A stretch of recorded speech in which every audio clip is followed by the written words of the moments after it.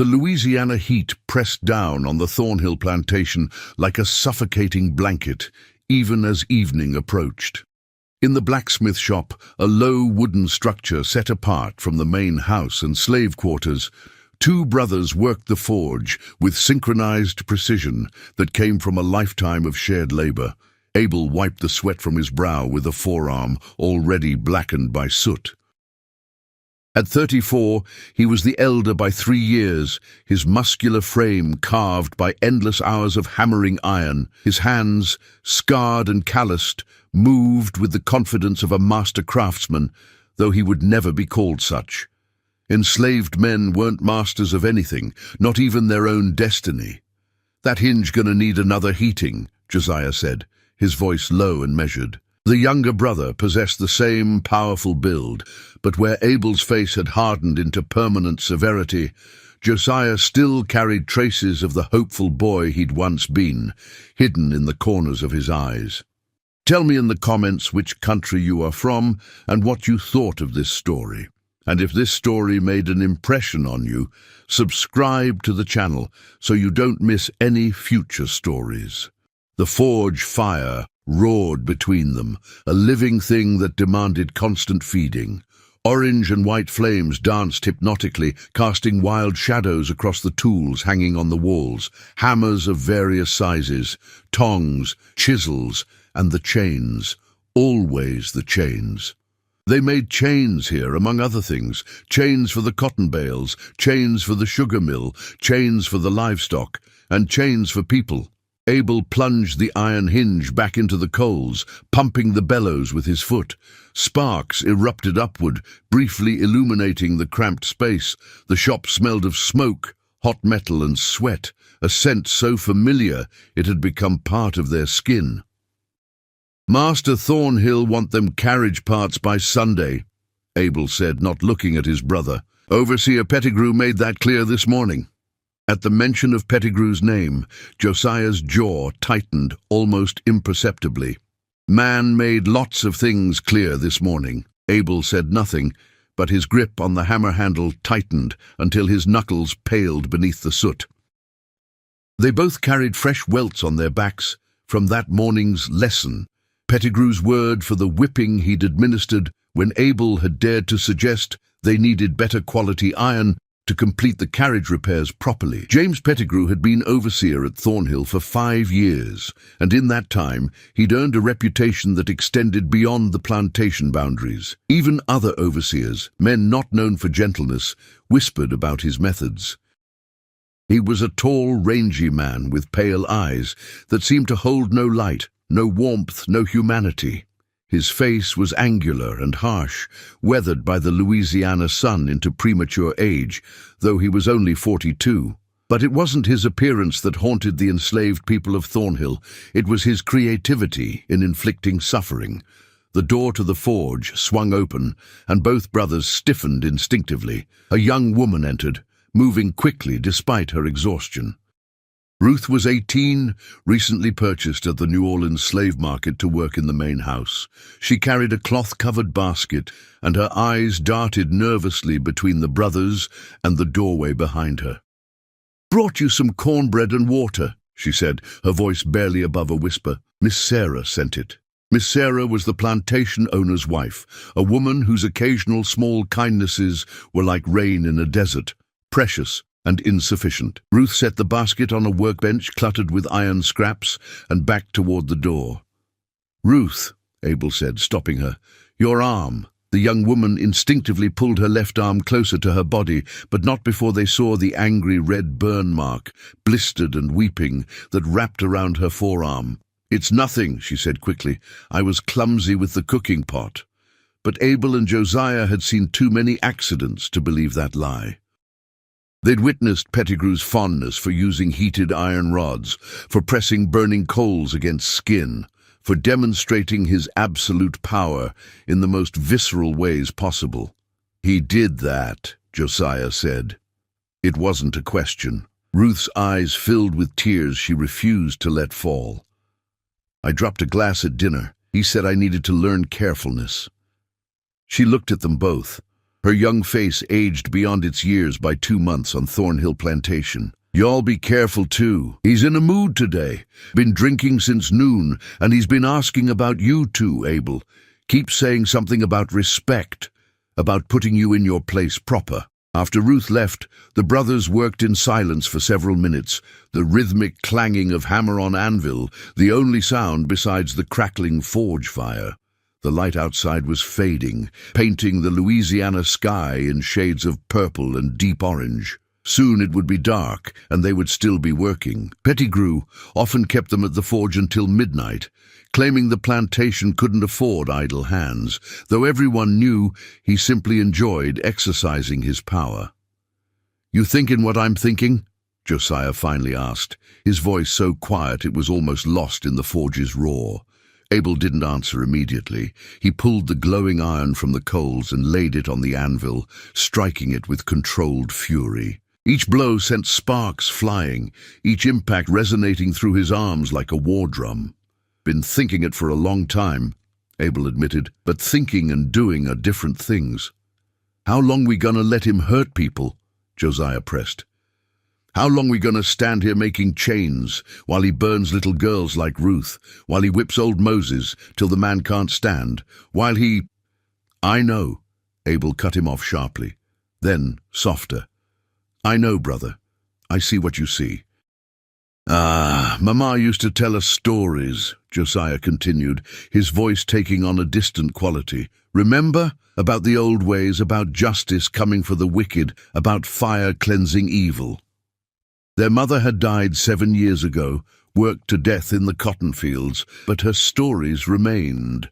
She'd been born in Africa, stolen as a child, and she'd carried with her fragments of beliefs and traditions from across the ocean. She'd spoken of ancestors who watched over the living, of spirits that demanded retribution for injustice, of the power of fire to purify and transform. "Fire can cleanse," Abel said slowly, his eyes fixed on the glowing forge, "but it can also damn." The door burst open again, and this time it was Pettigrew himself. He filled the doorway with his presence, and even though both brothers were larger and stronger, the power dynamics of their world made him the giant and them the small. He carried his whip coiled at his belt and a bottle of whiskey in one hand, already half empty. "Still working, are we?" Pettigrew's words slurred slightly, but his eyes were sharp and mean. "Good, good. A slave that works is a slave that don't think. And thinking slaves are dangerous slaves." He walked into the forge with the entitled swagger of a man who'd never been challenged. He picked up one of the carriage parts they'd been crafting, examining it with exaggerated care. "This the quality I'm paying for?" he asked, though he paid nothing. "Master Thornhill paid their keep, and the brothers saw no wages. Looks shoddy to me. Looks like the work of lazy, disrespectful niggers who don't appreciate their position." Abel's hands tightened on his hammer, but he kept his eyes down. "We're doing our best with the materials provided, sir." "Your best?" Pettigrew laughed, a sound like breaking glass. "Your best ain't good enough." "You know what I think? I think you two need another lesson in quality workmanship.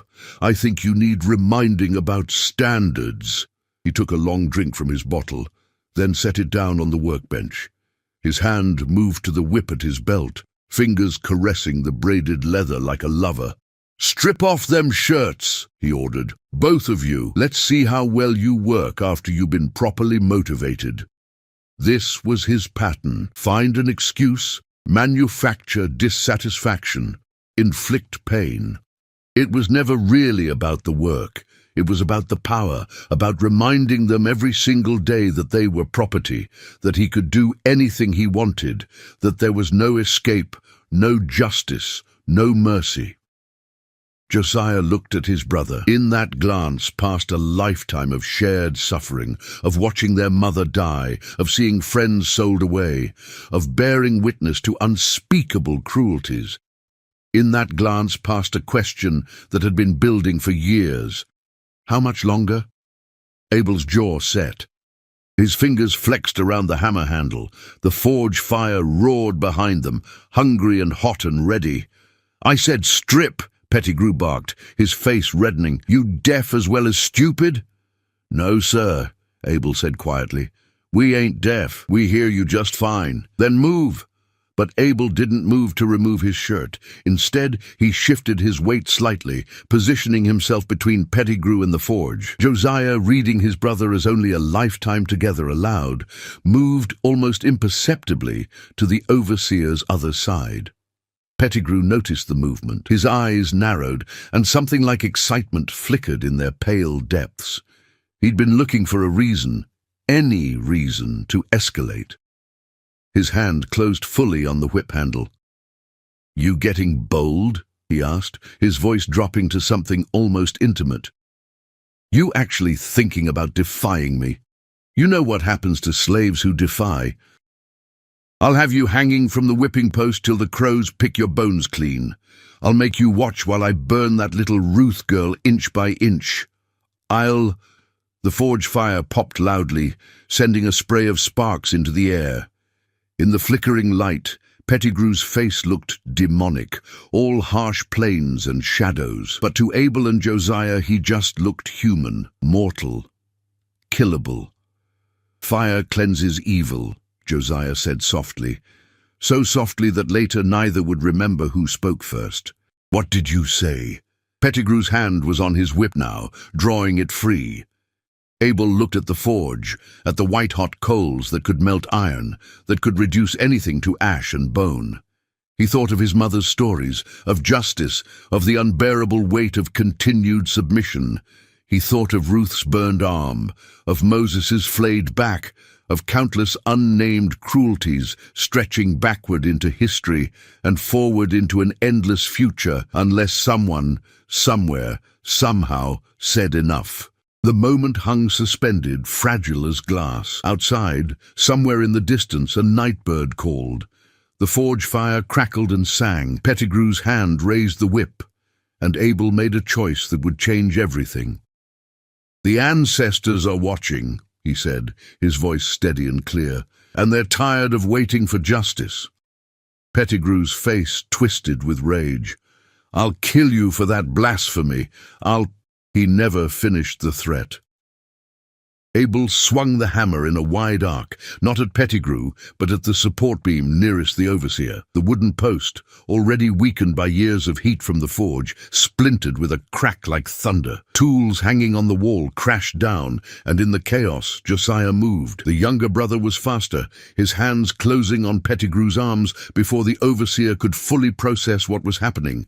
The whip fell to the floor. The bottle of whiskey shattered, filling the air with its sharp scent.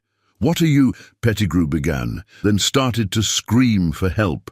But the forge shop was isolated, set deliberately away from other buildings because of fire risk, and the other enslaved people had learned long ago not to come running when Pettigrew screamed. It usually meant he was inflicting pain, not receiving it. The brothers acted with the same synchronized precision they brought to their ironwork. There was no discussion, no debate. They had crossed a line that could never be uncrossed, and they both knew it.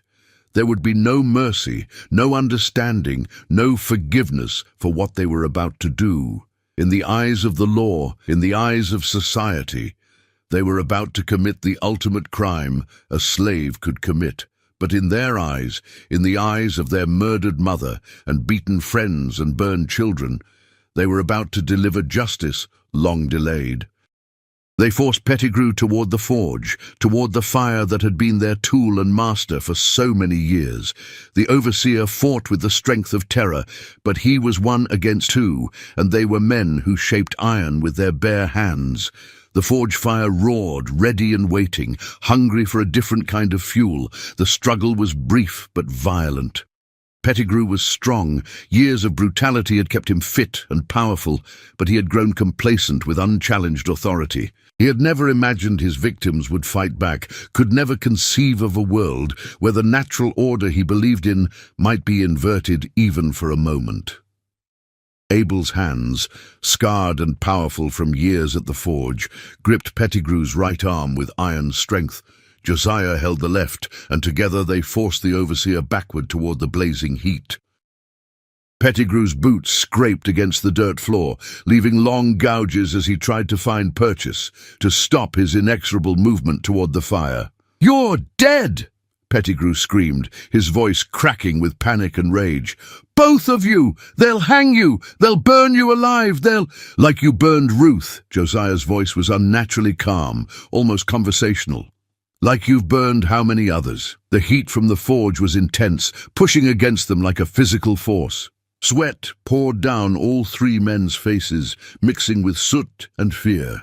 The fire roared louder, as if sensing the significance of this moment, as if the very elements were bearing witness. Pettigrew's eyes went wide as his back pressed against the brick edge of the forge. The heat was unbearable now, and he could smell his own hair beginning to singe. "Please," he gasped, and it was perhaps the first time in his life he had ever begged. "Please, I'll leave. I'll go away. I'll tell them you died, both of you. I'll say it was an accident. Just let me go. Please." Abel looked at his brother over Pettigrew's struggling form. In Josiah's eyes, he saw the reflection of the forge fire and something else. Something that had been building for years, a rage so profound it had calcified into cold determination. "How many people begged you?" Abel asked quietly. "How many said please?" "I was just doing my job." Pettigrew's voice rose to a shriek. "I was just keeping order. You need discipline. We needed mercy," Josiah interrupted. "We needed to be treated like humans. But you couldn't give us that, could you?" The forge fire popped and crackled, sending sparks spiraling upward into the rafters. Shadows danced across the walls like witnesses from another world. In that moment, with Pettigrew's body pressed against the heat, with the choice hanging in the air like smoke, Abel felt the weight of everything that had led to this moment. He thought of his mother, worked to death in the cotton fields, her body so broken by the end that she weighed less than 80 pounds. He thought of his sister, sold away when she was 12, sent south to God knows what horrors. He thought of every scar on his back, every humiliation, every moment of helpless rage as he watched cruelty inflicted on those too weak to resist. He thought of Ruth's burned arm, and he pushed. Pettigrew's scream was unlike anything Abel had ever heard, and he had heard many screams in his 34 years. It was the sound of absolute agony, of a man whose worst nightmare was becoming reality. The overseer's shirt caught fire first, the fabric igniting in an instant, then his hair creating a halo of flame around his thrashing head. The brothers didn't let go. They held him there, in the forge's embrace, as the fire consumed him. The smell was horrific, burning cloth, burning hair, burning flesh. Pettigrew's screams grew weaker, more desperate, then finally stopped, replaced by a wet, gurgling sound that was somehow worse. When they finally released him, Pettigrew collapsed forward onto the dirt floor, his body still smouldering. He was alive, but barely, his face a ruin of blistered flesh, his clothes burned away to reveal charred skin. He tried to speak, but his mouth wouldn't form words anymore. Abel and Josiah stood over him, chests heaving, their own clothes singed and smoking. The reality of what they'd done settled over them like a physical weight. They had just tortured and murdered a white man. There would be no forgiveness for this, no understanding, no mercy. "We have to finish it," Josiah said, his voice shaking now that the adrenaline was fading. "We can't leave him like this." Abel nodded slowly. With grim efficiency, they lifted Pettigrew's twitching body and thrust it fully into the forge. The fire roared higher, fed by new fuel. The overseer's body convulsed once, twice, then went still. The flames consumed him entirely, reducing flesh and bone to ash and fragments. They fed the forge through the night, keeping the fire burning hot, making sure nothing remained that could be easily identified. They added coal and wood, watching as everything was transformed to ash. By dawn, James Pettigrew existed only as grey powder mixed with forge residue. As the first light crept through the forge's small windows, the brothers finally stopped working. They looked at each other, seeing mirror images of exhaustion, horror, and something else, a terrible liberation. "What do we do now?" Josiah asked. Abel walked to the workbench and picked up a water dipper, drinking deeply. His hands were shaking. "We keep working," he said. "We finish the carriage parts. We act normal. When they ask about Pettigrew, we tell them he came by last night, drank some and left. We didn't see where he went. They won't believe us. Probably not. But what evidence do they have? A man can disappear. It happens." But even as Abel said it, he knew it was a fantasy. White men didn't just disappear from plantations. There would be questions, searches, suspicion, and suspicion would naturally fall on the enslaved people Pettigrew had brutalized so thoroughly. They cleaned the forge area as best they could, though the smell of burned flesh lingered like a ghost. They swept away ashes, scattered them in the refuse pile behind the shop.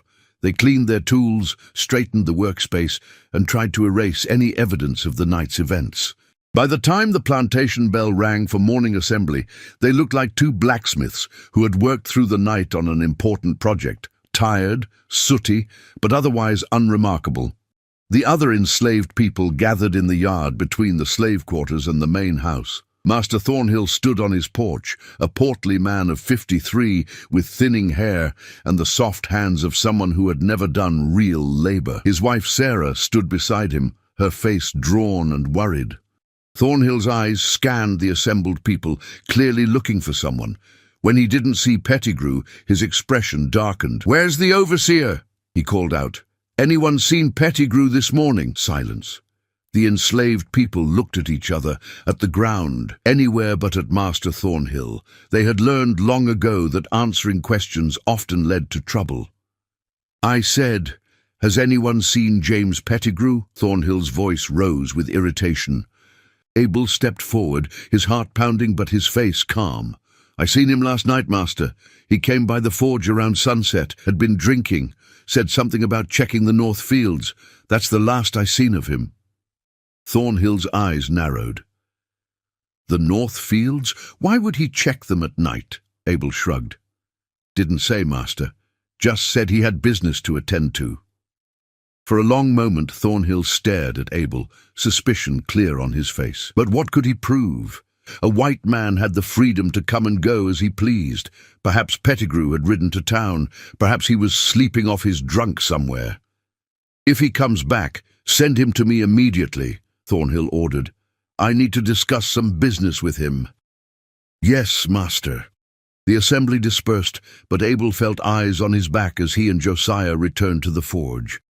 Some of the other enslaved people knew something had happened. They couldn't know what exactly, but they could sense the shift in the air, the subtle change in the world's balance. Ruth found them mid-morning, bringing more food from the kitchen. She set down the basket and looked at them both with eyes that saw too much. "Pettigrew didn't come to breakfast," she said carefully. "Miss Sarah is worried. She says he always comes to breakfast." "We told Master Thornhill what we know," Abel replied, not meeting her eyes. "Man came by drunk last night, said he had business elsewhere." Ruth was quiet for a moment, then, "My arm feels better today. The pain ain't as bad." Something passed between them in that moment. An understanding that couldn't be voiced, a knowledge that some things were better left unsaid. Over the next few days, concern about Pettigrew's disappearance grew. Master Thornhill organized search parties, sent riders to neighboring plantations, even contacted the sheriff in the nearest town. They found Pettigrew's horse in the north fields, saddle still on, grazing peacefully, but of the overseer himself there was no sign. Theories abounded. Perhaps he'd been thrown from his horse and lay injured somewhere. Perhaps he'd been robbed by passing thieves.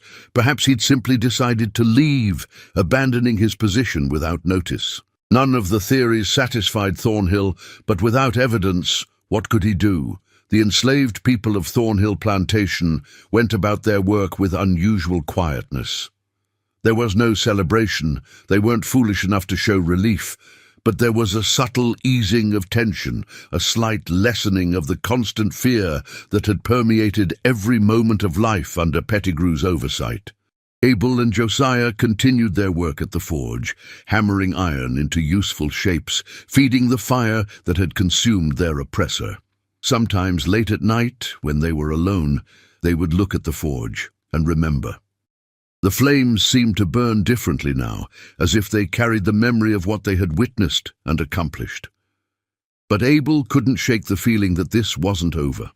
Justice, even the rough, terrible justice they had exacted, always came with a price.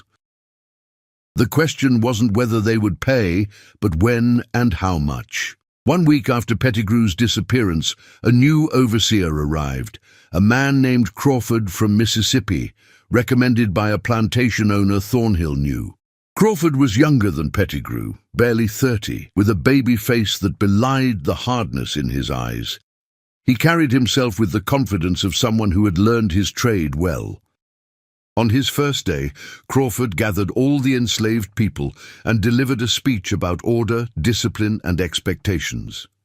His voice was calm, almost pleasant, but his words carried weight. "I know there's been some disruption here recently," he said. "Mr. Pettigrew's disappearance is unfortunate, and I'm sure it will be solved in time. But until then, life goes on. Work continues. And I want to be very clear about something. I will not tolerate disobedience. I will not tolerate laziness. And I will not tolerate violence of any kind." His eyes swept across the assembled people and seemed to linger on Abel and Josiah for just a moment longer than the others. "I've heard this plantation makes the finest ironwork in 3 parishes," Crawford continued. "I look forward to seeing that reputation maintained. I'll be visiting the forge regularly to ensure quality standards are being met." After the assembly, as people dispersed to their work, Ruth approached the brothers with barely concealed alarm. "That new overseer," she whispered. "He was asking about you two specifically. Wanted to know if you'd had any trouble with Pettigrew, if there'd been any conflicts. Miss Sarah told him you were good workers, but he kept asking questions." Abel felt a chill despite the Louisiana heat. Crawford knew something, or suspected something. Perhaps other overseers had warned him. Perhaps the very absence of Pettigrew was evidence enough in a world where enslaved people were automatically guilty of any crime against whites. That afternoon, Crawford visited the forge. He walked around the shop slowly, examining tools, touching surfaces, his eyes taking in every detail. He paused at the forge itself, staring into the cold ashes from the previous day's work. "Hot work," he said conversationally. "Must get unbearable in here during summer." "We manage, sir," Abel replied, continuing to work on a hinge. "I'm sure you do." Crawford picked up a piece of scrap iron, turning it over in his hands. "You know, I've worked on 5 different plantations, seen a lot of things, learned to recognize patterns." He set down the iron and looked directly at Abel. "For instance, I've learned that when an overseer disappears, it's usually not an accident. Usually, there's a reason, a cause. The forge seemed to grow quieter, as if the world itself was holding its breath. I've also learned," Crawford continued, "that sometimes justice gets served in unexpected ways. Sometimes bad men meet bad ends, and the world is better for it." Abel's hammer froze mid-swing. What was Crawford saying? Was this a trap? The new overseer smiled slightly. "I'm not Pettigrew. I don't believe in ruling through terror. I believe in fair treatment, hard work, and mutual respect, within the boundaries of the system we exist in, of course. You do your work well. You won't have trouble from me. You understand?" "Yes, sir," Abel said carefully. "Good." Crawford moved toward the door, then paused. "One more thing. That forge of yours, make sure it stays well maintained. Fire is a powerful thing, useful but dangerous. It can consume anything if it burns hot enough. Anything at all, until there's nothing left but ash." He left, and the brothers stood in stunned silence. Had Crawford just acknowledged what they'd done? Had he just given them a veiled promise of protection, or was he setting them up for a trap? "I don't trust him," Josiah said as soon as the overseer was out of earshot. "Neither do I," Abel agreed. "But for now, we work. We keep our heads down. We survive. But surviving wasn't going to be as simple as Abel hoped. Because that night, as they lay in their rough bunks in the slave quarters, they heard something that made their blood run cold. Singing. A woman's voice, old and cracked, singing in a language neither brother recognized, but both somehow understood. It was their mother's voice, impossible and undeniable, singing one of her old songs about spirits and justice and the price that must be paid for blood.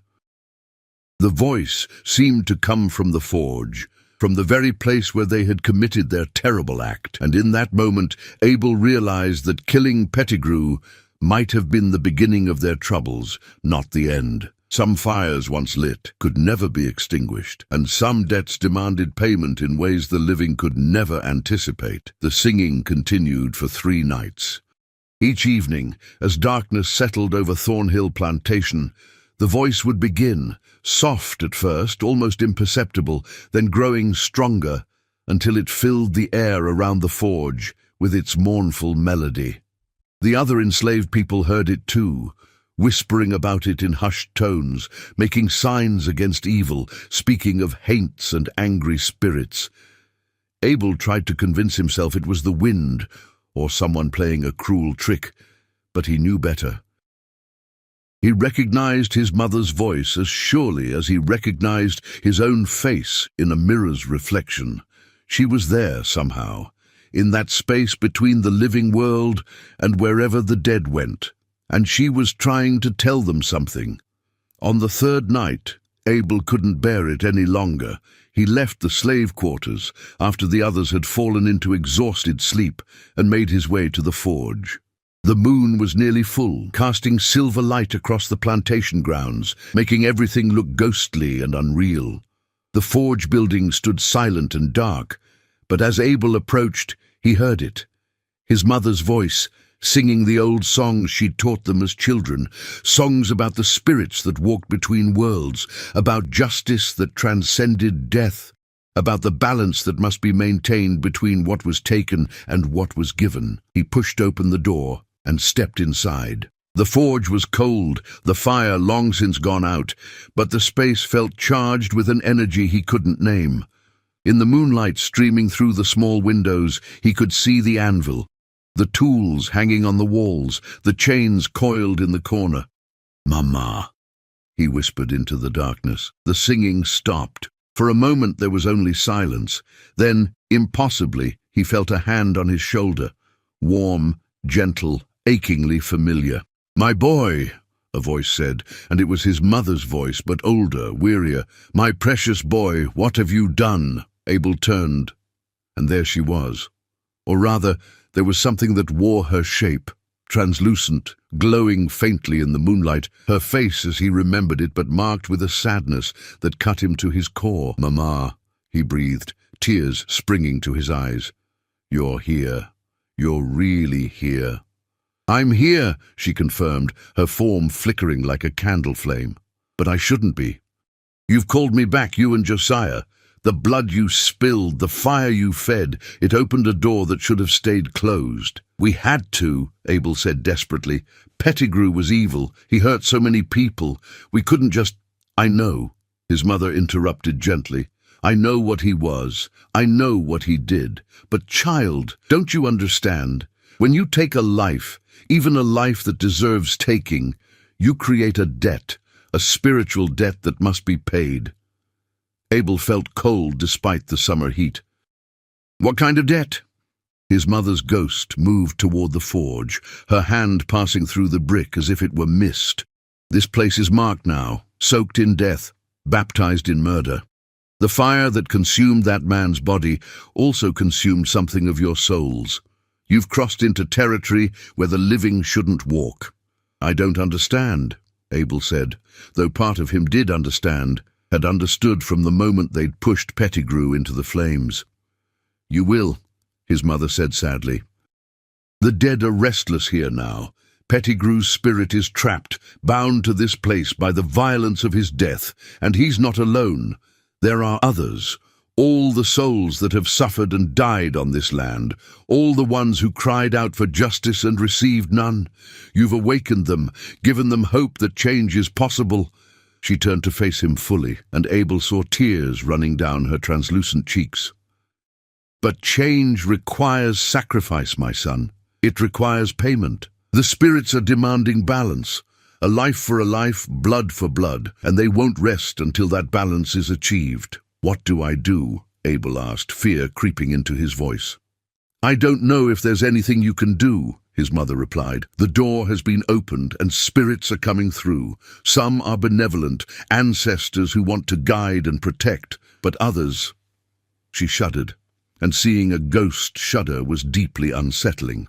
"Others are angry, vengeful. They've been in pain for so long that pain is all they remember. They want the living to suffer as they suffered." As if summoned by her words, the temperature in the forge dropped dramatically. Abel's breath became visible, misting in the suddenly frigid air. The shadows in the corners seemed to deepen and move with purpose. "He comes," his mother whispered, her form beginning to fade. "Pettigrew. His spirit is bound here by hatred and by the manner of his death. He's learned to move in this space between worlds, and he's gathering strength. You must be careful, Abel, you and Josiah both. He wants revenge." "Mama, don't go!" Abel reached out, but his hand passed through her dissolving form.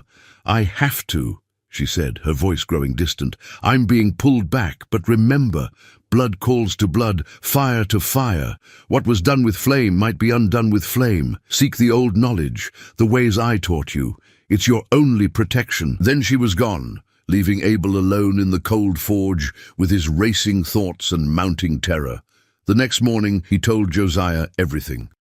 They stood in the forge, supposedly working but actually speaking in hushed, urgent tones about spirits and debts and the supernatural consequences of their actions.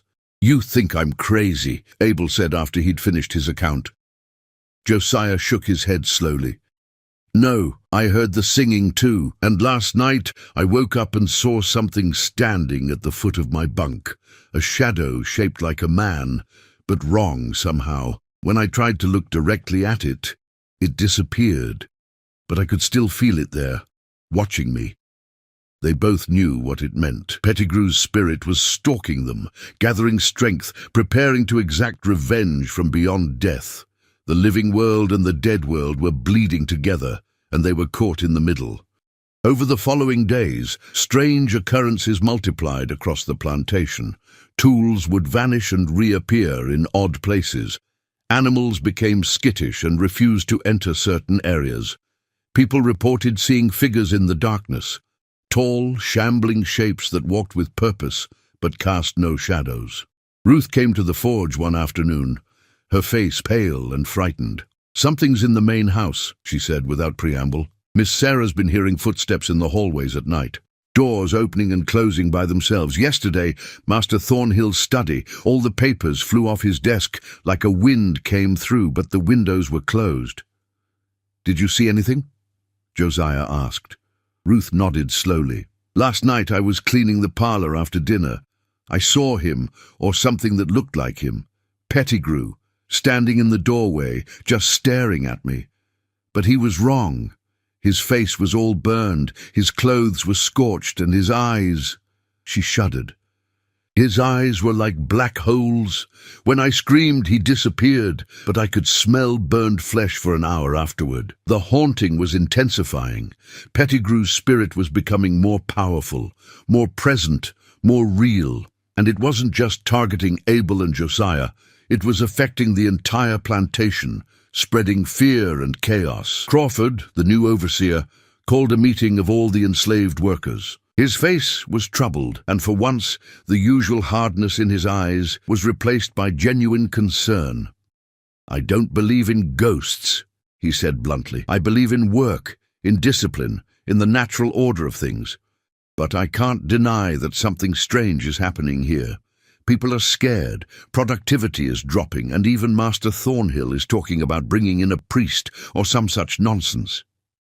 He looked directly at Abel and Josiah. "I need you two to tell me the truth. All of it. What really happened to Pettigrew? The brothers exchanged glances.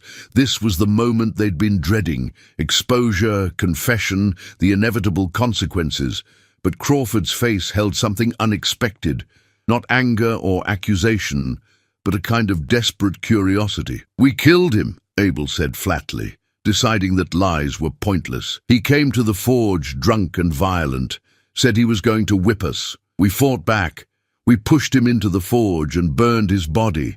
Crawford was silent for a long moment. "I suspected as much. The way everyone talks about Pettigrew, the fear in their eyes when his name comes up, I knew he must have been more than just strict." He sighed heavily. "I can't condone murder, but I understand why you did it. In your position, I might have done the same." "You gonna turn us in?" Josiah asked. "To who? For what? There's no evidence, no body. And honestly, from what I've learned about James Pettigrew, the world is better without him." Crawford leaned against the forge wall, looking suddenly tired. "But here's the problem. If this haunting continues, if this plantation becomes known as cursed, Master Thornhill will have to do something. He'll need someone to blame, and you two are the obvious targets." "So what do we do?" Abel asked. Crawford was quiet, thinking. "There's a woman," he finally said. "Lives about 10 miles from here, in the Bayou country. They call her Mother Delphine. Well, some say she's a witch, others say she's a healer. She knows about spirits and the old ways. If anyone can help with this situation, it's her." "Master Thornhill will never let us leave the plantation," Josiah pointed out. "Leave that to me," Crawford said. "I'll tell him I need you to deliver some ironwork to a plantation near where Mother Delphine lives. It'll give you a day to seek her out and get her advice, but you have to go soon, before this situation gets worse." That night, the haunting reached a new level of intensity. Around midnight, everyone on the plantation was awakened by screaming. It came from the main house, Miss Sarah's voice, high and panicked, shrieking for help. People tumbled out of their quarters to see flames visible in the upper windows of the plantation house. But these were strange flames. They burned blue and cold, giving off no smoke, consuming nothing but spreading across the walls like liquid. Master Thornhill ran from the house in his nightclothes, his face twisted with terror. "The whole upstairs is on fire, but the fire won't burn. It's ice cold, and I saw him. I saw Pettigrew's ghost. He was standing in my bedroom pointing at me, his mouth open like he was screaming, but no sound coming out." Several of the enslaved men grabbed buckets and ran toward the house, but when they threw water on the blue flames, the liquid simply passed through them as if they weren't real. The flames continued to spread, visible and terrifying but incorporeal. Abel stood with Josiah watching the chaos, knowing with absolute certainty that this was directed at them. Pettigrew's spirit was making its presence known, demonstrating its power, sending a message. "I'm coming for you. I'm coming for everyone." The blue flames finally faded as dawn approached, disappearing as mysteriously as they'd appeared.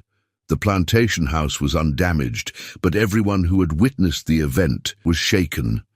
Master Thornhill called for a priest, for anyone who might explain or stop what was happening.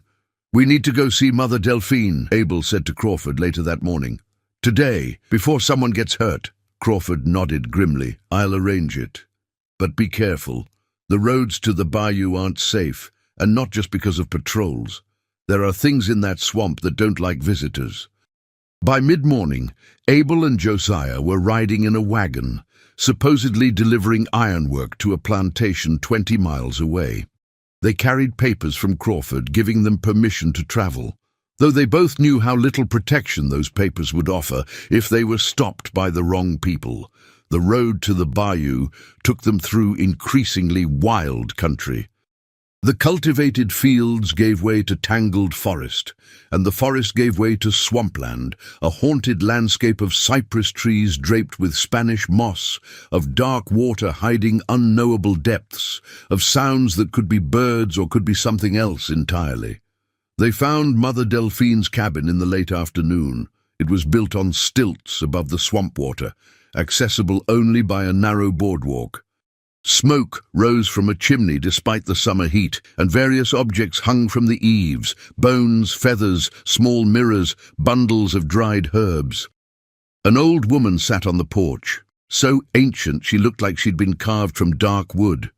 Her eyes were milky white with cataracts, but when she turned toward them as they approached, Abel had the unsettling feeling she could see him more clearly than anyone with normal vision. "I've been expecting you," Mother Delphine said, her voice surprisingly strong. "The spirits told me 2 brothers would come, carrying the weight of death and seeking wisdom they lost." Abel and Josiah climbed onto the porch. Up close, Mother Delphine was even more impressive. Her face was a map of wrinkles, each one telling a story. She wore simple clothes but multiple necklaces made of various materials: bone, stone, metal, wood. "You know why we're here?" Abel asked. "I know you killed a man," she said bluntly. "I know you fed him to fire and thought that would be the end. But fire is a spirit too, one of the oldest and most powerful. When you feed it human flesh, you change things. You open doors." "Our mother's spirit came to us," Josiah said. "She said we created a debt." Mother Delphine nodded slowly. "Your mama was wise. She carried the old knowledge from across the water.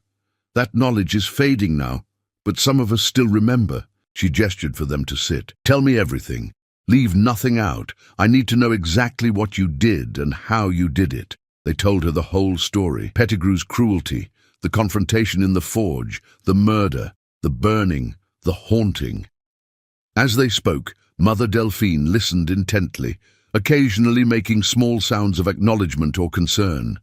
When they finished, she was quiet for a long time, staring out at the darkening swamp. Finally, she spoke.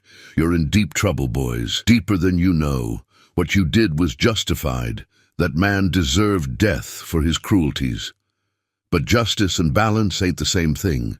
You took a life without permission from the spirits, without proper ritual, without acknowledging the debt, and now that debt has come due. How do we pay it?" Abel asked desperately. Mother Delphine fixed him with those blind yet seeing eyes. "There are 3 ways to settle a debt of blood. First way, you offer your own lives in exchange. You walk into the fire willingly, and your deaths balance his death." "No," Josiah said immediately. "Second way," she continued, "you find someone to take your place. Someone else dies, and their death satisfies the debt." "We won't sacrifice someone else for what we did," Abel said firmly.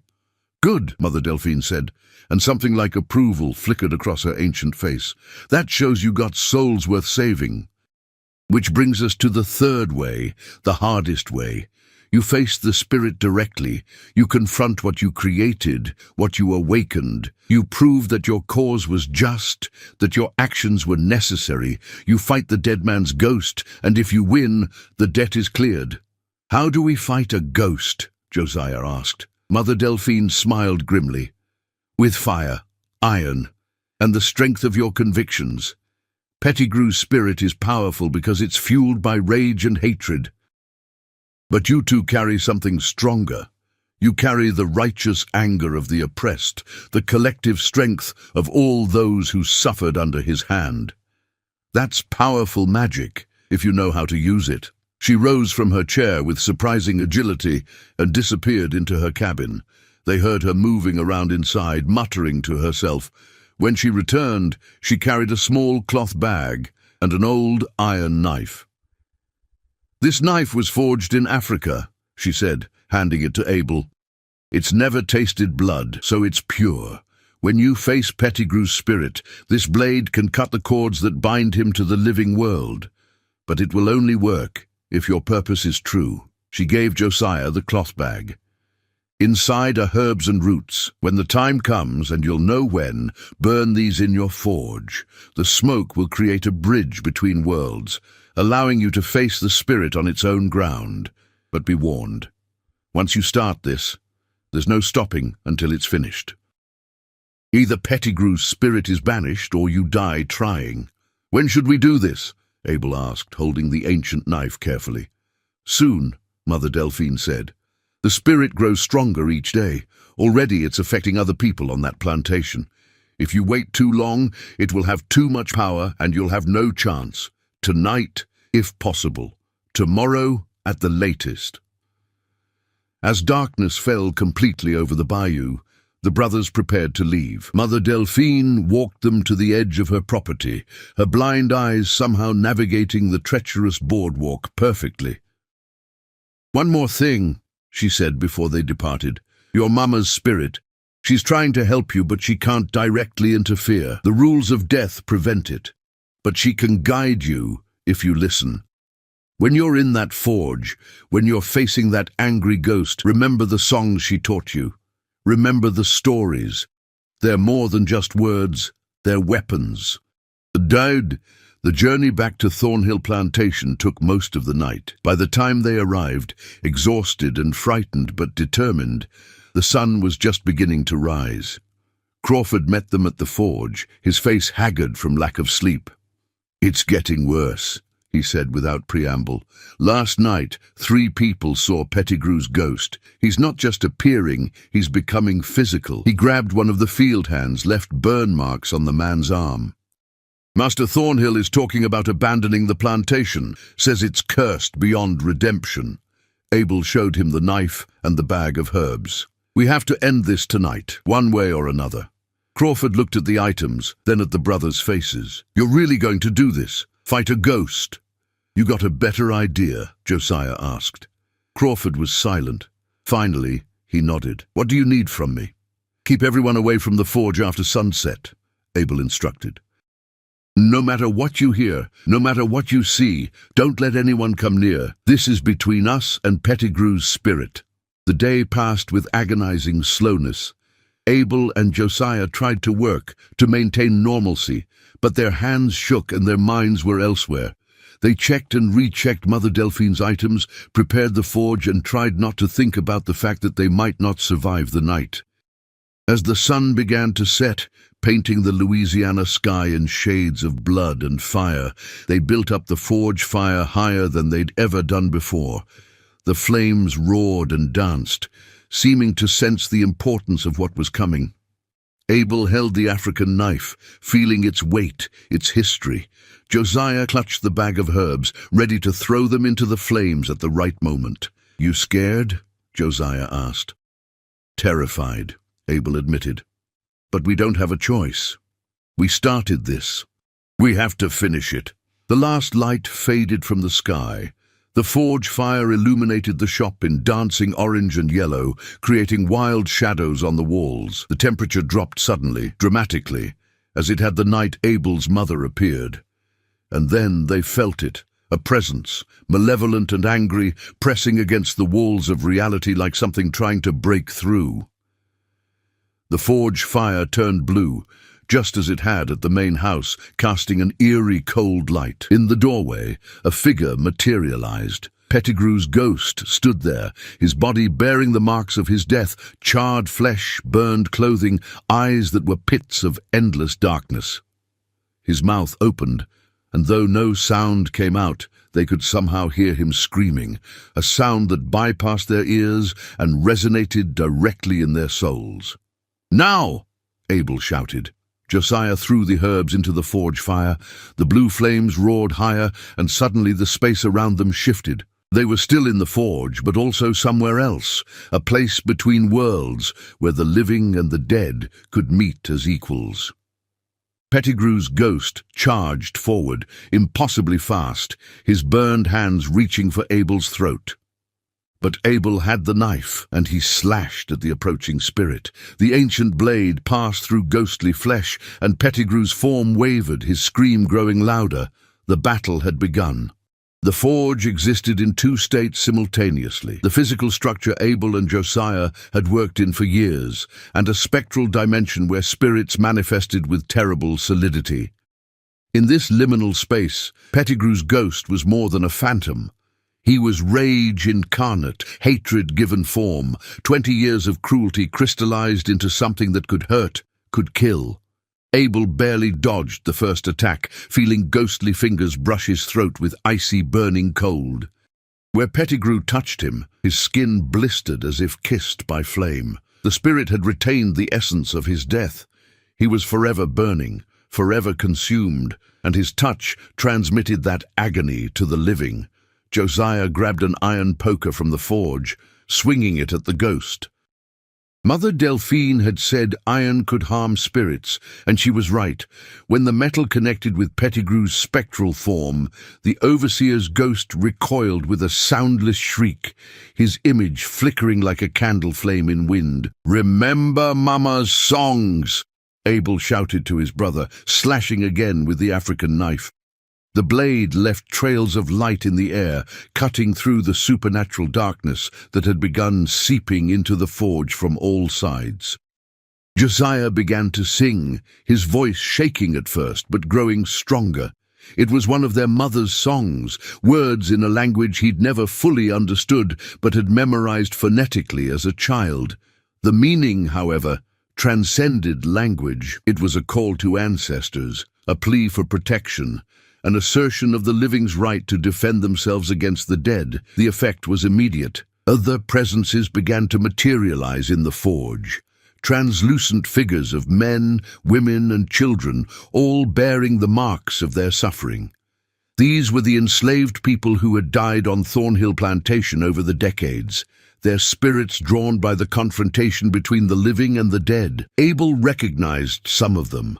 There was old Moses, who'd been whipped to death 2 years ago.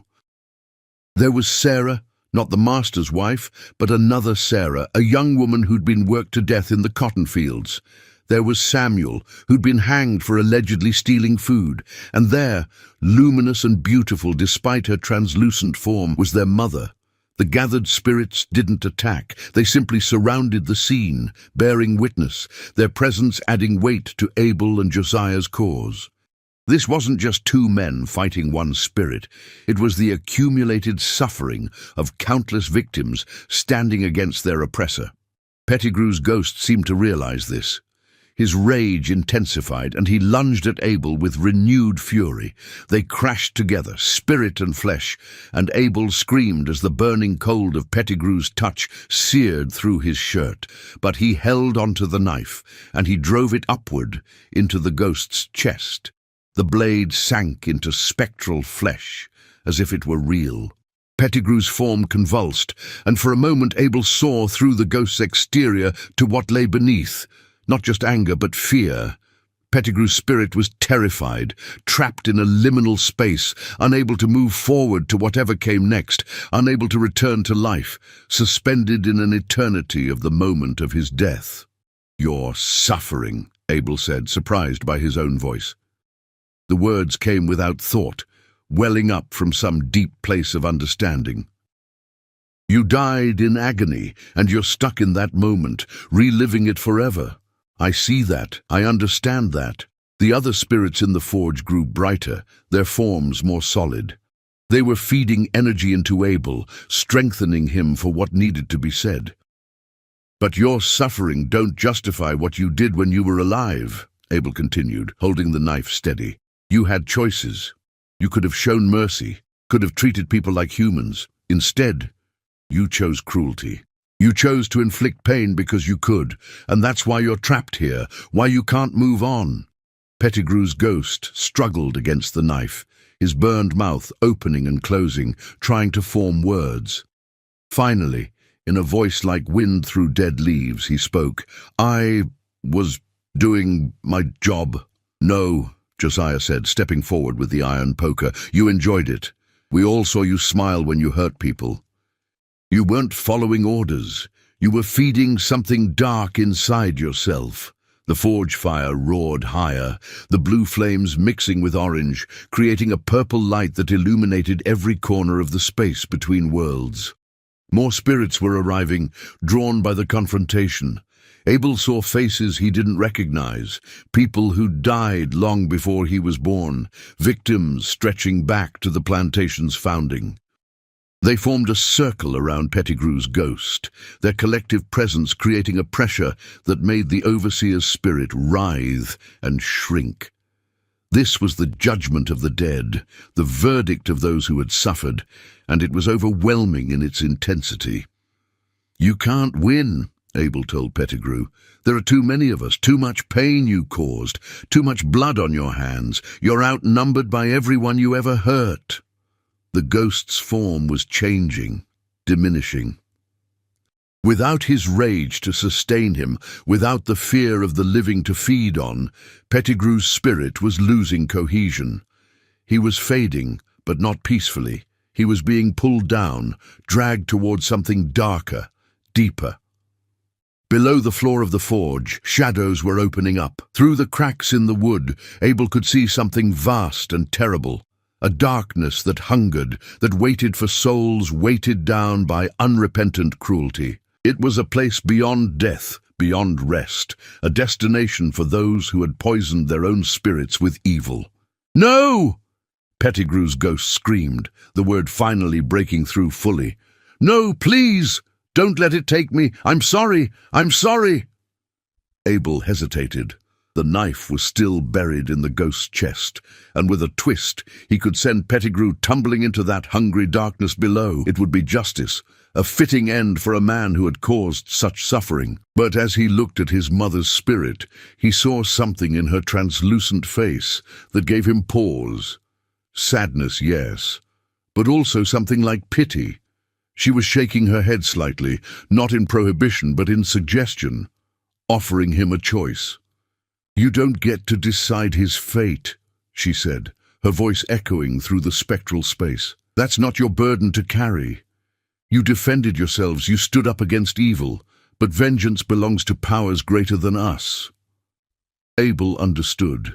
If he deliberately sent Pettigrew to that dark place, he would be taking on the role of executioner, of judge. He would be adding another weight to his own soul, another debt that would need balancing. The line between justice and murder was thin, and he'd already crossed it once. He pulled the knife free from Pettigrew's chest and stepped back. The ghost collapsed to the floor, his form flickering weakly. Without the blade anchoring him, without Abel's direct attack, the spirit was simply a lost soul, pathetic and trapped. "You're not worth damning myself for," Abel said quietly. "I won't send you anywhere. What happens to you now ain't my concern. That's between you and whatever judges the dead." As soon as he spoke those words, the atmosphere in the forge shifted. The darkness below sealed itself shut, and the gathered spirits of the enslaved people began to fade. But before they disappeared, each one nodded to Abel and Josiah, a gesture of acknowledgement, of respect, of solidarity. Their mother's spirit lingered longest. She moved close to her sons, and though she couldn't truly touch them, they felt the warmth of her love like a blanket settling over their shoulders. "You chose well," she whispered. "You chose mercy over vengeance, justice over cruelty.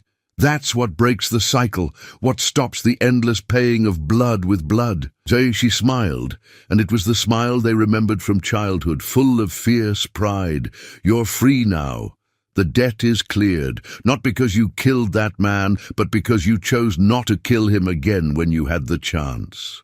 Then she too faded, and they were alone in the forge with Pettigrew's diminished spirit.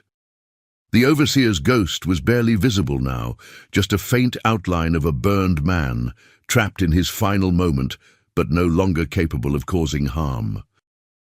The blue flames in the forge turned back to orange and yellow, and the space around them solidified into simple, normal reality.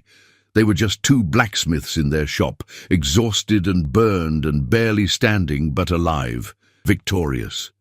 Pettigrew's ghost remained visible, but only just, a shadow in the corner, fading more each moment. Abel had the sense that the spirit would linger for a while longer, growing weaker until it finally dissolved entirely, his consciousness dispersing into whatever lay beyond without the strength or cohesion to cause further trouble. They stumbled out of the forge as dawn was breaking. Crawford was waiting, his face anxious. When he saw them alive and walking, relief flooded his features. "Is it over?" he asked. "It's over," Abel confirmed. His shirt was burned in several places, and his skin bore blisters from Pettigrew's ghostly touch, but he was whole, alive. Free in a way he'd never been before. even with chains on his wrists. What happened in there? I heard screaming, saw lights. You wouldn't believe us if we told you, Josiah said, leaning heavily against the forge's exterior wall. But the haunting's done. Pettigrew's spirit ain't gonna bother nobody no more. Over the following days, the truth of those words became evident. The strange occurrences at Thornhill Plantation stopped completely. No more cold spots, no more moving shadows, no more blue flames or ghostly apparitions.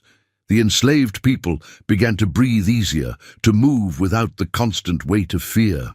Master Thornhill remained shaken by the experience, and his wife Sarah became more outspoken about improving conditions on the plantation. Whether it was guilt, fear, or genuine compassion, she began to push for better food, less brutal working hours, and limitations on punishment. Crawford proved to be a different kind of overseer than Pettigrew.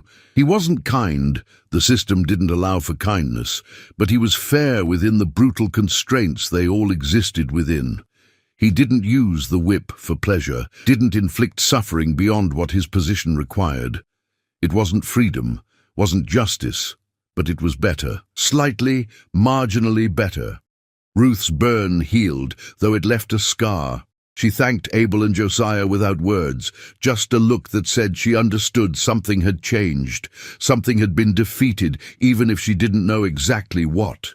3 months after the confrontation with Pettigrew's ghost, something unprecedented happened. Master Thornhill called Abel and Josiah to the main house, not to the back entrance where enslaved people usually entered, but to the front door. They entered the parlor where Thornhill sat with a man they didn't recognize, a lawyer from New Orleans, judging by his expensive clothes and educated manner. Papers were spread across a table between them. "Abel, Josiah," Thornhill began, his voice uncomfortable. "I've been doing some thinking since the troubles we had. My wife has been talking to me about injustice, about sins, about making things right before we face our final judgment." The brothers stood silently, not daring to hope, barely daring to breathe. Thornhill continued, "I can't free all of you. The debts on this plantation, the way the economy works, I'd lose everything, and that would help nobody. But I can free some. And my wife insisted that if anyone has earned freedom, it's you two. You've been loyal workers, skilled craftsmen. You've never caused trouble." A strange look crossed his face. "And I think maybe you saved this place from something I don't understand." He gestured to the papers.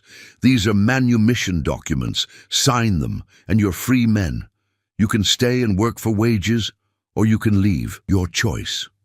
Abel's hands shook as he took the pen. Free, after 34 years of bondage, after a lifetime of being property, of having no choices, no rights, no control over his own destiny.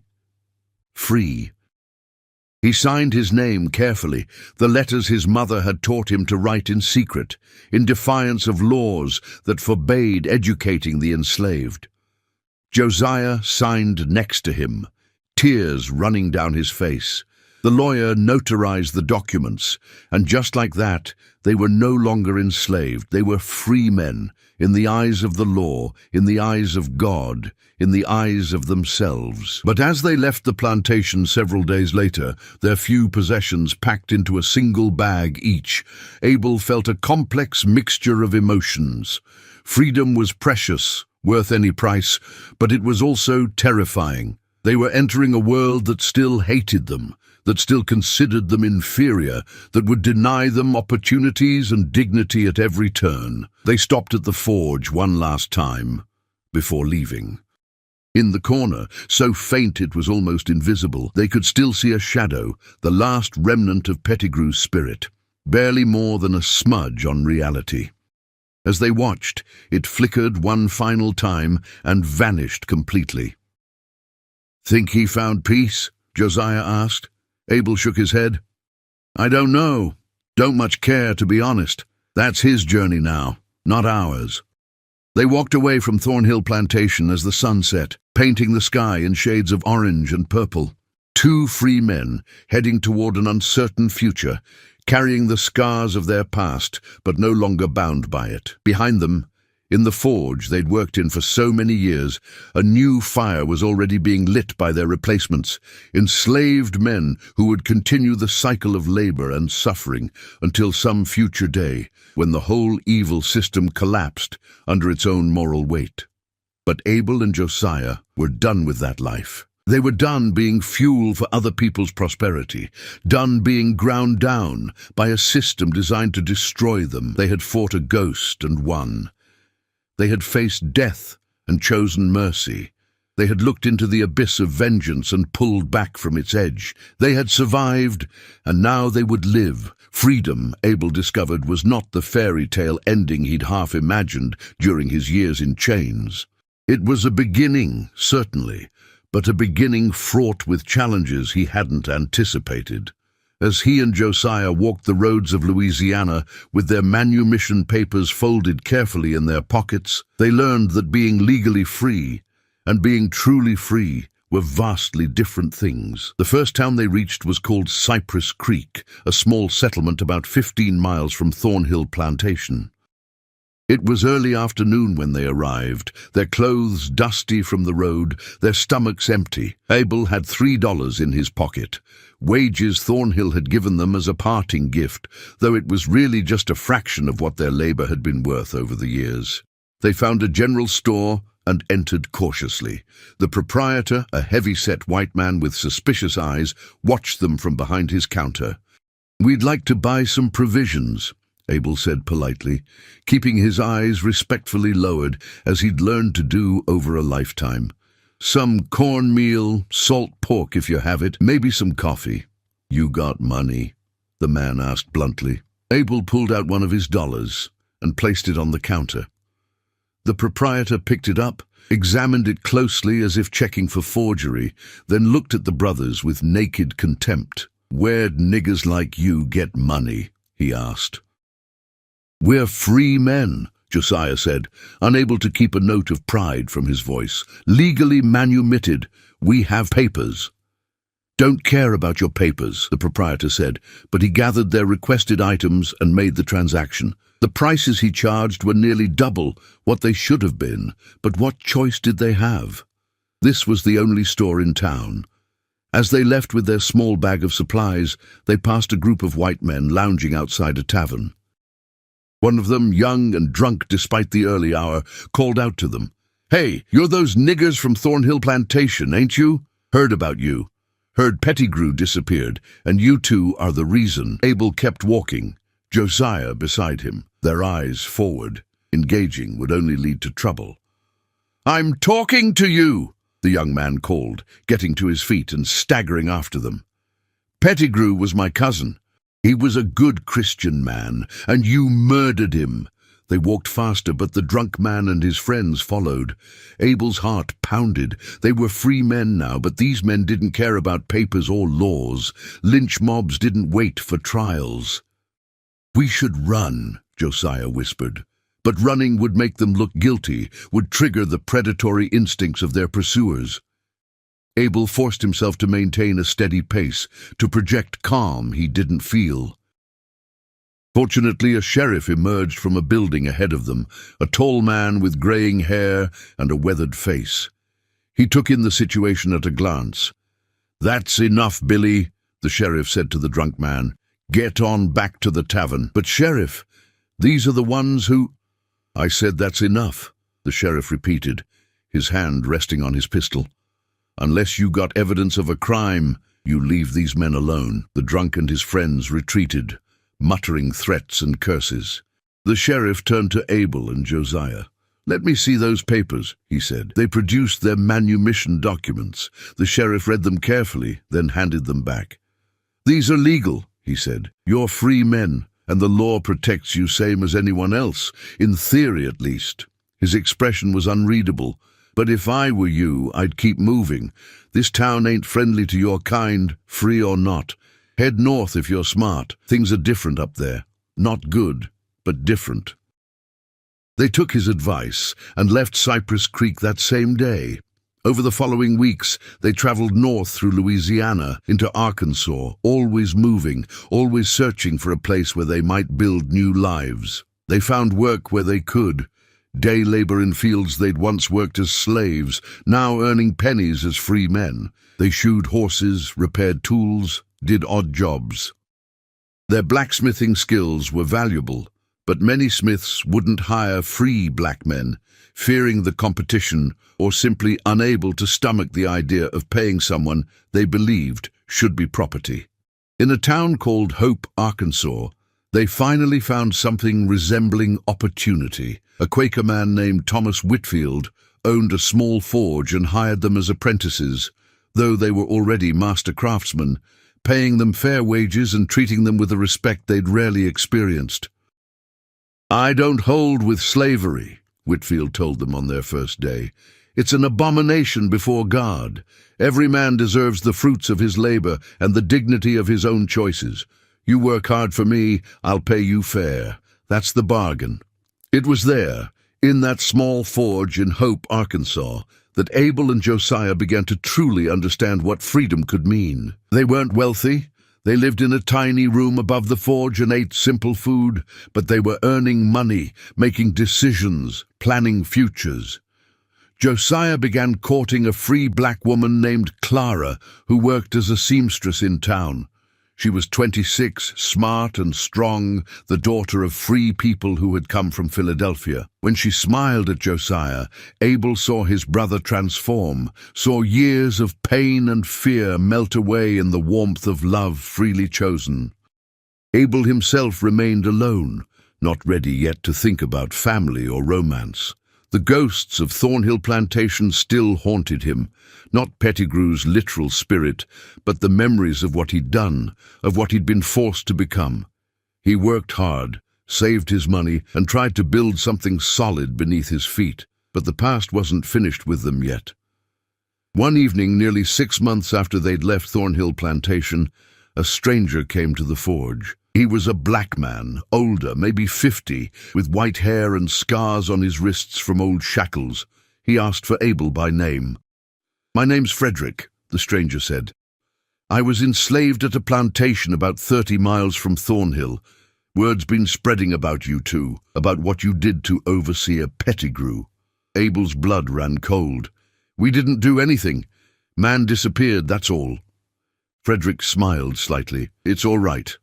I'm not here to cause trouble. I'm here because there are other enslaved people who are ready to fight back, to take their freedom by force if necessary. There's going to be an uprising, and we need people who understand what we're facing, who've already crossed that line." "No," Abel said immediately. "We're free now, legal. We're not risking that." "Your freedom is precarious," Frederick said quietly. "It exists on paper, but how many people respect that paper? How many times have you been threatened, cheated, denied basic dignity? Your freedom is only as solid as the system that grants it, and that system is built on slavery. As long as that system exists, none of us are truly free, not even those with manumission papers." Josiah had entered during this conversation. "What exactly are you proposing?" "There's a network," Frederick explained. "People helping the enslaved escape north, fighting back against the worst owners, undermining the system from within. We need skilled people, blacksmiths who can break chains, who can make weapons, who understand how plantations work. We need people willing to risk everything for true freedom, not just personal freedom." Abel shook his head. "We've risked enough. We've done our part. We just want to live our lives." Frederick looked at them both with something like pity.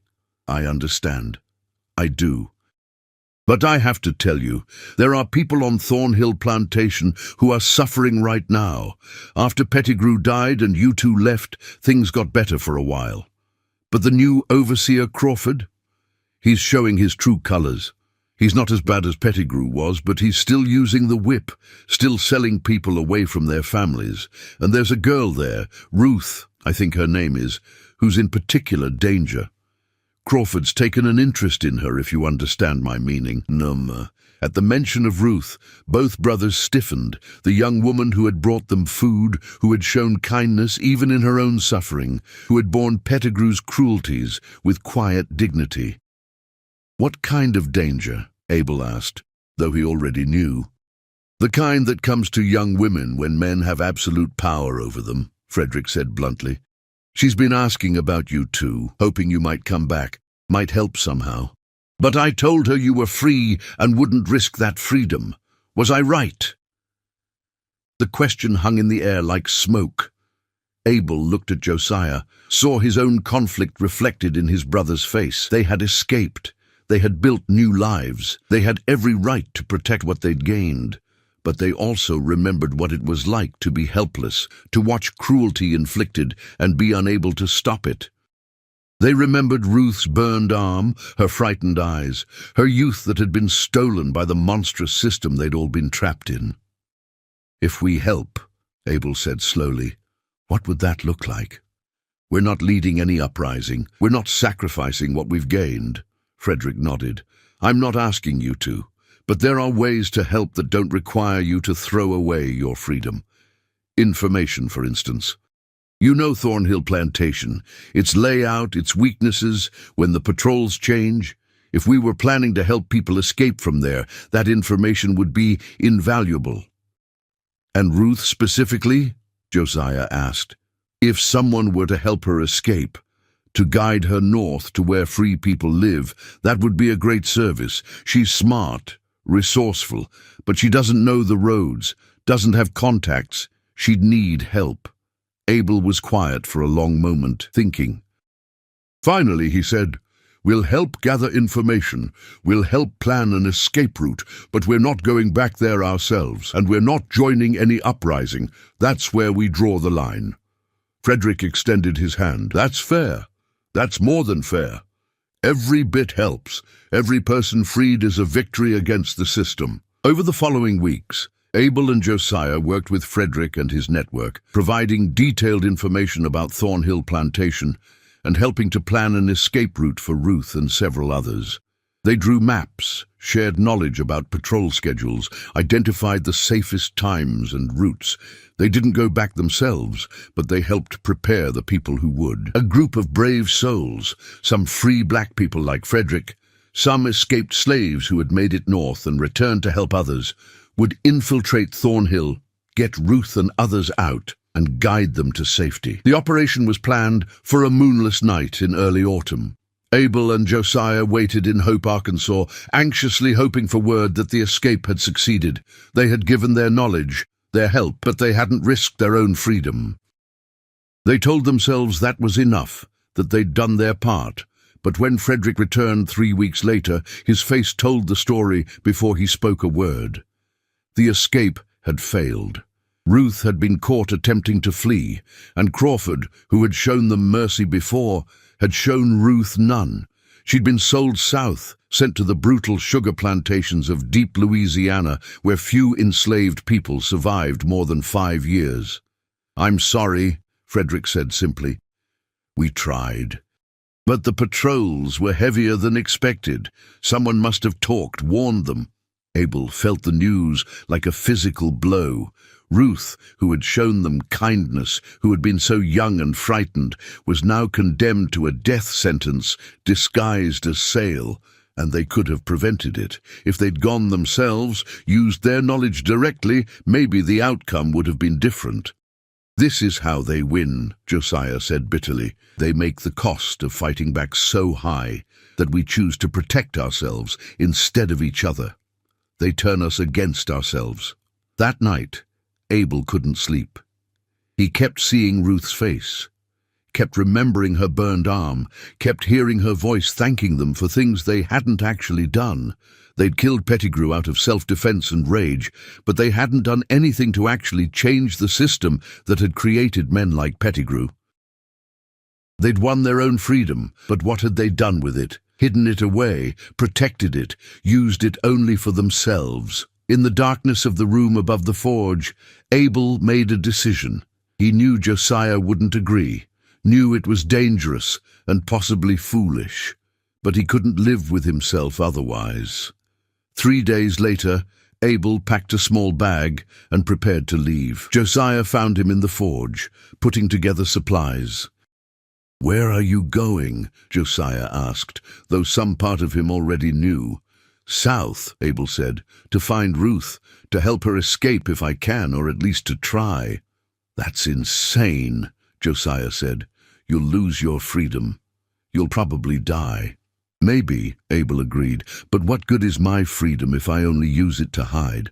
What good is surviving if I don't do anything to help others survive too? You can't save everyone, Josiah argued. You can't fix the whole system. I know, Abel said. But I can try to save one person. I can do that much. Josiah was quiet for a long time. Then he started packing his own bag. What are you doing? Abel asked. Coming with you, Josiah said. You're my brother. Where you go, I go. Always have, always will. But Clara understands, Josiah interrupted. I already talked to her. She said if I was the kind of man who could know someone was suffering and do nothing, I wouldn't be worth loving anyway. And so they prepared to give up everything they'd gained, their freedom, their safety, their new lives, for the slim chance of saving one young woman they barely knew. It was irrational, dangerous, probably doomed to fail, but it was also right. They both felt it in their bones, in the places where their mother's teachings had taken root, in the part of them that remembered what it was like to be helpless and to wish desperately that someone, somewhere, would help. They left Hope, Arkansas, on a cold autumn morning, heading south, back toward the plantation country they'd escaped from. Thomas Whitfield, the Quaker who had employed them, pressed money into their hands and made them promise to send word when they could. You're brave men, he said. The Lord watches over the brave. As they walked south, Abel thought about his mother's spirit, about the ancestors who had watched over them during their confrontation with Pettigrew's ghost. He wondered if they were watching now, if they approved of this choice or thought them fools. He would never know. But he did know that he was making a choice freely, using his freedom for something larger than himself. And that, perhaps, was what freedom was really about. Not just the absence of chains, but the ability to choose what kind of person you would be. They had been forged in fire, shaped by suffering, tempered by their struggle against Pettigrew's ghost. Now they would test whether that forging had made them strong enough to do more than survive. They would try to actually live, fully, courageously, in service of something beyond their own survival. The journey south was treacherous in ways that their flight north had never been. Then they had been moving toward hope and freedom, their spirits lifted by possibility. Now they were voluntarily walking back into hell, carrying manumission papers that would be worthless if they were caught helping enslaved people escape. They traveled carefully, mostly at night, avoiding main roads and large towns. They posed as free laborers when they had to interact with anyone, showing their papers but offering no additional information.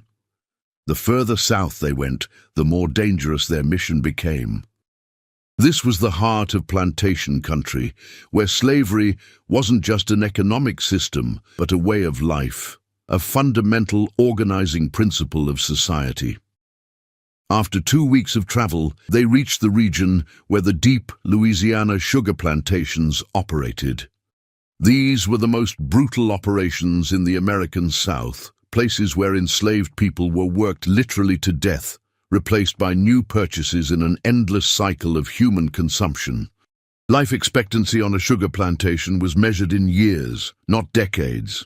Through Frederick's network, they'd learned that Ruth had been sold to a plantation called Belle Morte, beautiful death in French, a name that captured the twisted romance plantation owners applied to their industrial-scale cruelty. It was one of the largest operations in the region, with over 300 enslaved workers and a reputation for harsh discipline. "We can't just walk in there," Josiah said, as they surveyed Belle Morte from a distance. The plantation sprawled across hundreds of acres, with cane fields stretching to the horizon. The main house was a grand white mansion, and around it clustered various buildings, overseers' quarters, slave cabins, storage sheds, and the sugar processing facility where the real hell occurred. "No," Abel agreed, "we need to be smart about this, patient." They spent 3 days observing Belle Morte, learning its rhythms and patterns. The enslaved people worked from dawn to dusk in the fields, then another shift processed sugar through the night. Guards patrolled regularly, and the overseers were numerous and vigilant. On the fourth day, they made contact. An elderly enslaved man named Abraham was allowed to leave the plantation briefly each week to purchase supplies in the nearby town. Abel approached him carefully in the market, identifying himself with a subtle hand signal Frederick had taught them, a signal used by the secret network of people helping the enslaved escape. Abraham's eyes widened slightly, but he showed no other reaction. He continued his shopping, and Abel followed at a distance. When they were in a quiet corner, Abraham spoke without looking at him. "You're a foolish man coming here," he said softly. "They catch you helping us escape, they'll kill you slow." "I'm looking for someone," Abel said. "A young woman named Ruth, sold here about a month ago. Small, dark-skinned, has a scar on her left arm from a burn." Abraham nodded almost imperceptibly. "I know her. Works in the sugar house now. It's killing her. The heat, the work. She won't last a year." Abel felt rage and despair war in his chest. "Can you get a message to her? Tell her friends are coming to help." "I can try," Abraham said. "But you need to understand, security is tight here. Lots of escape attempts, so they're always watching. You'd need a distraction, something big enough to pull attention away." "We'll create a distraction," Abel assured him. "Just tell Ruth to be ready. When she sees fire in the main sugar processing building, that's the signal. She should head for the southwest corner of the plantation near the old cemetery. We'll be waiting there." Abraham finally looked at him directly. "Why are you doing this? Risking free lives for people you don't know?" "I do know her," Abel said simply, "and I remember what it's like to wish someone would help, to pray for salvation and have no one come. I can't save everyone, but I can save her." Abraham's eyes grew damp. "There are others who'd want to escape too, young people with hope left in them. If you're creating a distraction anyway, seems like you could help more than just one." Abel hadn't planned for this, but Abraham was right. If they were going to take the enormous risk of creating chaos at Belmort, they should help as many people as possible. "How many could be ready?" he asked. 10, maybe 15, Abraham said. "People who are strong enough to run, desperate enough to risk death for freedom. I can get word to them." "Then do it," Abel decided. "Tell them to be ready 3 nights from now. Fire in the sugar house will be the signal. Meet at the old cemetery southwest corner. After that, we guide them north." Over the next 2 days, Abel and Josiah prepared everything they would need. They scouted escape routes through the swamps, identifying paths that would be difficult for hunting parties to follow. They gathered supplies, food, water, cloth for wrapping feet, basic medicines. They contacted other members of Frederick's network, arranging safe houses and guides for the latter stages of the journey north. On the chosen night, they approached Belmort under cover of darkness. The plantation was still buzzing with activity. The sugar processing ran through the night, and guards patrolled regularly. They could hear the enslaved people singing as they worked, their voices carrying across the fields in a haunting melody that spoke of suffering and endurance. Abel and Josiah split up. Josiah would create the distraction, set fire to one of the storage buildings near the sugar processing facility, something that would draw attention and resources but wouldn't actually endanger the enslaved people working there. Abel would wait at the rendezvous point for Ruth and the others. Abel moved through the darkness to the old cemetery at the plantation's southwest edge. It was a neglected place, where the enslaved were buried in unmarked graves, their names and stories lost to time. He knelt among the weathered stones, feeling the presence of all those who had died here, wondering how many had prayed for rescue that never came. In the distance he heard a bell ringing, the alarm that signaled fire. Shouts erupted, and he saw lights moving rapidly toward the source of the blaze. Josiah had done his part. Now Abel waited, his heart pounding, praying that Ruth and the others would make it. Minutes stretched into eternity. He heard dogs barking.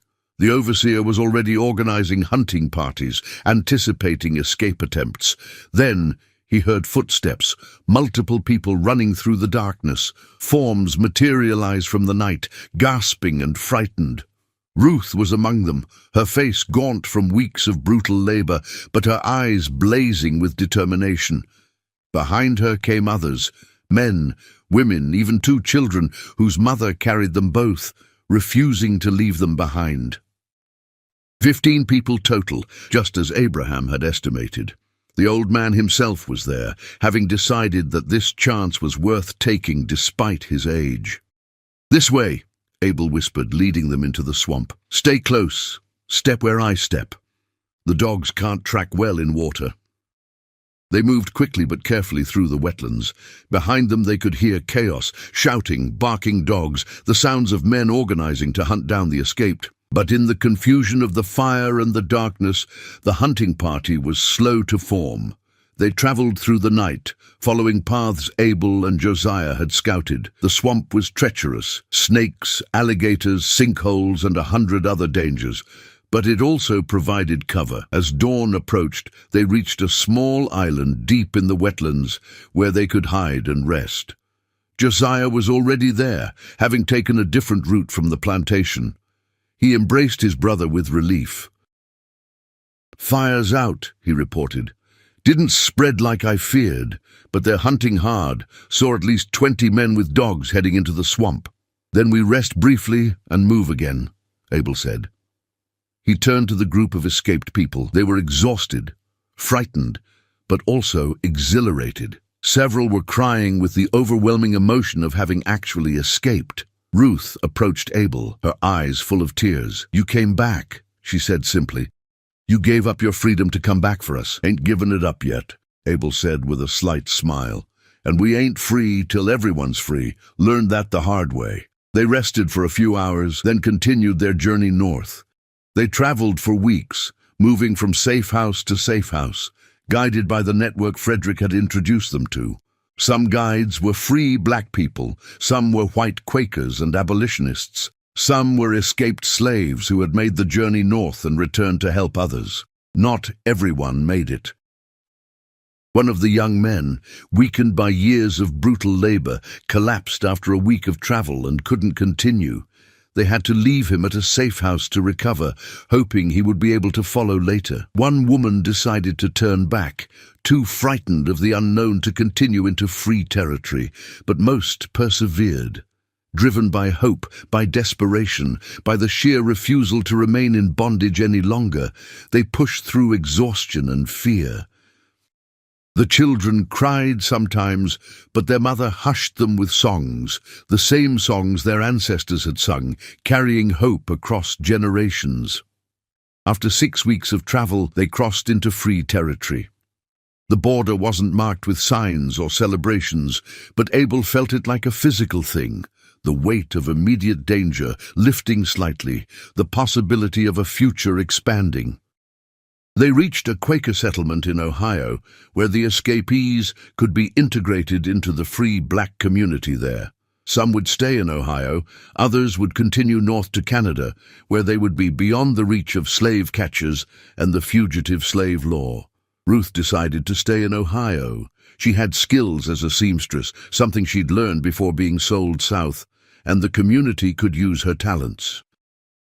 On the day she prepared to start her new life, she found Abel sitting on a porch, staring out at the unfamiliar northern landscape. "Thank you doesn't seem like enough," she said, sitting beside him. "It's enough," Abel replied. "Seeing you free, that's thanks enough." "Why did you do it?" Ruth asked. "You had escaped, had built a new life. Why risk everything to come back?" Abel was quiet for a moment, thinking about his mother's spirit, about Pettigrew's ghost, about the forge fire that had consumed an evil man and changed the course of their lives. "Because being free ain't just about having no chains," he finally said. "It's about what you do with that freedom. I could have hidden behind my papers, pretended the suffering of others wasn't my concern. But that would have been a different kind of slavery. Slavery to fear, to selfishness." He looked at Ruth directly. "My mama used to say that we're all connected. that the ancestors watch over us and expect us to watch over each other. When we killed Pettigrew, we broke one kind of chain, the chain of accepting cruelty as inevitable. But there are other chains to break, bigger ones. The whole system that made men like Pettigrew possible, that makes people property, that treats human souls as commodities. Can it be broken? Ruth asked. The whole system? I don't know, Abel admitted. It's big, powerful, defended by laws and guns and the belief of millions that it's right and natural. But every person we help escape is a crack in that system. Every act of defiance is a small victory. Maybe enough small victories add up to something bigger. Ruth nodded slowly. I'm going to help, she decided. Once I'm settled, once I'm strong again, I'm going to help other people escape, guide them north, give them shelter, be part of the network. I won't forget where I came from or who helped me. Over the following years, that's exactly what Ruth did. She became one of the most effective conductors on the Underground Railroad, personally helping dozens of enslaved people reach freedom. Her house in Ohio became a known safe stop, and her courage inspired others. Abel and Josiah returned to Hope, Arkansas, to their forge and their lives. They married, Josiah to his Clara, Abel to a woman named Mary, who had been born free in Philadelphia and had come south to teach in black schools. They had children who would never know slavery, who would grow up with the knowledge that their fathers had fought ghosts, both literal and metaphorical. They continued to work with Frederick's network, providing safe passage and assistance to escaped slaves. They used their blacksmithing skills to create false-bottomed wagons for hiding people, to forge papers that looked official, to break chains when necessary. The fight against slavery continued, growing larger and more desperate as the 1850s progressed. The country was splitting apart over the question of human bondage, heading toward a war that would decide the issue through blood and fire. Abel thought often about Pettigrew's ghost, about the confrontation in the forge, about the choice he'd made to show mercy instead of vengeance. He wondered if that choice had mattered, if it had changed anything beyond his own soul. But then he would see Ruth's letters reporting on another successful escape, or he would meet people who had heard the story of the blacksmiths who fought a ghost and came back to fight slavery itself. Or he would watch his children play, free and hopeful, and he would understand. Every choice mattered. Every act of resistance, no matter how small, created ripples that spread outward in ways you could never fully predict. They had killed one overseer and fought his spirit, but in doing so, they had discovered something larger than personal revenge or even personal freedom. They had discovered that liberation was a collective act, that true freedom required fighting not just for yourself, but for everyone who suffered. The forge fire that had consumed Pettigrew had also forged Abel and Josiah into something new, not just free men, but free men committed to extending that freedom to others. On a cold December night in 1860, as news spread that South Carolina had seceded from the Union, setting in motion events that would lead to civil war, Abel sat with his family around their fire. His children asked him to tell them a story, and he told them about a mother who had come from across the ocean, who had carried with her ancient knowledge about spirits and justice and the power of fire. He told them about two brothers who had worked in a forge, who had been pushed beyond endurance, who had done a terrible thing for a just cause. He told them about a ghost they had fought and defeated, not with violence but with the choice to show mercy. And he told them that the fight wasn't over, that there were still ghosts to confront, not spirits of the dead, but the living ghosts of an evil system that treated people as property. He told them that they, his children, would inherit that fight, that they would have to decide what kind of people they wanted to be. "What should we choose, Papa?" his eldest daughter asked.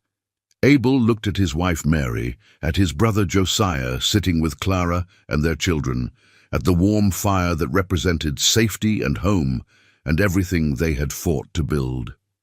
"Choose mercy over vengeance," he said. "Choose justice over safety." Choose to fight for others, even when it costs you everything, because that's what freedom really means. Not the absence of chains, but the presence of love for all people, the commitment to break every chain until every person can sit by their own fire, with their own family, telling their own stories of liberation. The fire crackled, sending sparks upward into the darkness. In that moment, Abel felt the presence of his mother, of all the ancestors who had fought and suffered and hoped. They were watching, and they were proud. The story of the blacksmiths who fought a ghost had become part of the larger story of the fight for freedom, a story that would continue long after they were gone, carried forward by people like Ruth, like his children, like countless others who chose courage over comfort. In the forge where they had confronted Pettigrew's spirit, where they had been transformed by fire and choice, a new generation of blacksmiths worked, making tools for a community of free people. The fire burned as it always had, waiting to forge new things, to transform raw material into something useful and beautiful. Some fires consumed, some fires cleansed, some fires forged.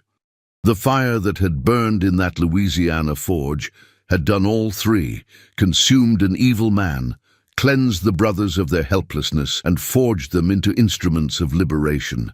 And that fire still burned, would always burn, in the hearts of those who refused to accept injustice, who chose to fight even when the odds seemed impossible, who understood that freedom was not a gift, but a responsibility to be earned again and again through acts of courage and compassion.